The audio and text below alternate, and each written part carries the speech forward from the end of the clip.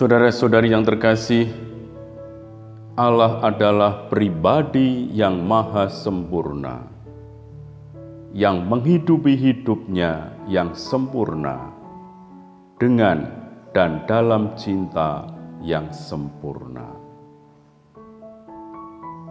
Manusia diciptakan segambar dengan Allah.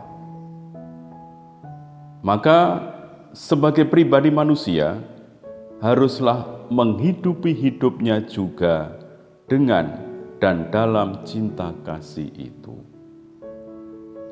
Dengan cara itu, manusia akan sungguh menjadi manusia.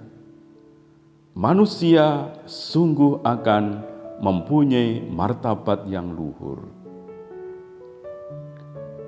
Manusia yang tanpa cinta kasih, perbuatannya tidak bernilai manusiawi, bahkan dapat merusak baik dirinya maupun sesamanya. Manusia itu memang terdiri dari dua unsur hakiki, yaitu unsur jasmani dan unsur rohani. Namun, martabat manusia lebih ditentukan oleh nilai-nilai rohani, karena manusia adalah roh yang merohanikan jasmaninya. Dari sisi martabat sebagai manusia, kita tidak dapat mengatakan kedua unsur itu sama pentingnya, meskipun keduanya hakiki bagi manusia.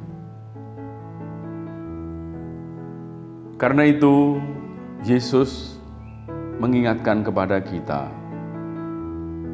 sebab itu, janganlah kamu khawatir dan berkata, apakah yang akan kami makan? Apakah yang akan kami minum? Apakah yang akan kami pakai? Semua itu dicari bangsa-bangsa yang tidak mengenal Allah. Akan tetapi Bapamu yang di surga tahu bahwa kamu memerlukan semuanya itu. Tetapi carilah kerajaan Allah dan kebenarannya, maka semua itu akan ditambahkan kepadamu. Matius bab 6 ayat 31 sampai dengan 33. Kita diundang untuk percaya dan yakin akan penyelenggaraan kasih Allah akan hidup kita. Memang kadang-kadang kekhawatiran dan kegelisahan menguasai hati kita. Namun, kalau hidup kita dalam bayang-bayang kekhawatiran, justru iman kepercayaan kita menjadi semakin luntur. Kita justru diajak untuk mengarahkan pandangan dan hati kita kepada Dia, Sang Kebenaran. Karena itu, bagi kita yang mengimani Kristus, martabat kita diangkat lagi, yaitu ke martabat anak Allah, dan mendapatkan kepercayaan untuk mengenal Allah dan rahasianya.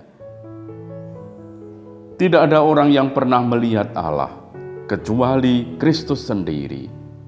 Namun, Kristus datang ke dunia justru untuk memperkenalkan Allah Bapa kepada kita yang mengimani Dia. Hidup kita ialah mengenal Allah Bapa dan percaya bahwa Kristus adalah utusan Allah Bapa. Karena sebagai anak Allah, hidup kita adalah hidup abadi. Karena itu, Yesus bersabda, kamu tidak dapat mengabdi kepada Allah dan kepada Mammon. Kita terus diundang untuk sungguh mengarahkan perhatian kita kepada Allah, mengenal, mengalami cintanya. Memang ini sesuatu bagi orang dunia, hal yang aneh. Tentu saja penilaian dunia akan lain. Orang-orang dunia akan cenderung bukan menemukan kerajaan Allah dan kebenarannya, tetapi mencari segala sesuatu yang bersifat duniawi, yang memberikan kesenangan bagi duniawi ini.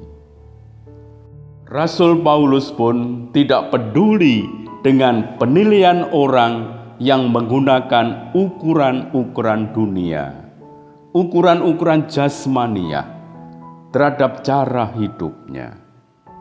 Yang penting bagi dia adalah penilaian Allah yang menggunakan ukuran roh, ukuran ilahi, dan bukan ukuran hati manusia.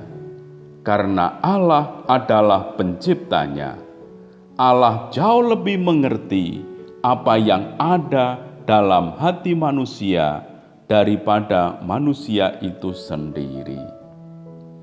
Maka Santo Paulus mengingatkan kepada jemaat di Korintus, jangan mengadili orang dengan menggunakan ukuran-ukuran duniawi, karena nilai manusia ditentukan oleh perbuatannya, dan nilai perbuatan itu ditentukan oleh hatinya, yang diketahui oleh Tuhan sedalam-dalamnya.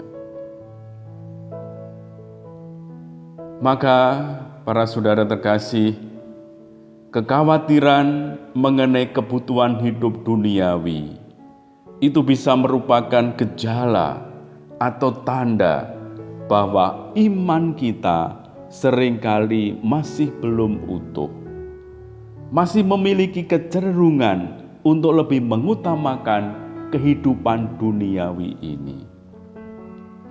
Karena itu bila Kristus sungguh menjadi hidup kita, menjadi pusat hidup kita, kita pun akan sungguh percaya, yakin, pasrah bahwa Allah Bapa tidak akan pernah melupakan kita atau membiarkan kita dengan segala kekurangan kita.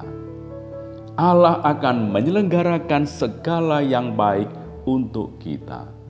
Maka kita diundang untuk sungguh tidak khawatir, tidak gelisah, namun yakin akan pemeliharaan kasih-Nya. Kita diundang untuk terus mencari dan memahami kehendak Allah. Kehendak Allah hanya satu, yakni supaya kita sungguh hidup, mengalami hidup di dalam Dia, kita selamat, baik di dunia ini maupun terutama dalam kehidupan nanti. Maka kita diundang untuk terus memberikan perhatian akan hidup nanti, hidup kekal, hidup bersama Allah. Allah tidak menghendaki manusia sengsara, manusia terpisah dari Allah, dan manusia mati. Itu kalau terjadi, itu merupakan pilihan manusia itu sendiri, bukan dari Tuhan. Tuhan ingin supaya manusia menikmati sukacita di dalam Dia, hidup di dalam Dia, mengalami keselamatan di dalam Dia. Maka para saudara, kita diundang untuk kembali menyadari bahwa kita ini adalah gambar Allah. Kita sebagai anak Allah, dan kita diundang untuk terus menghidupi hidup kita ini dengan dan dalam cinta kasih Allah. Ketika kita berada dalam rangkulan kasih Allah, maka semuanya akan berjalan dengan baik dan lancar. Marilah kita terus bertekun dalam adorasi untuk sungguh hidup dalam hadirat-Nya, sehingga kita terus menemukan kelimpahan kasih dan boleh membagikan anugerah kelimpahan kasih bagi semua orang. Kemuliaan kepada Bapa dan Putra dan Roh Kudus, seperti pada permulaan, sekarang, selalu, dan sepanjang segala abad. Amin.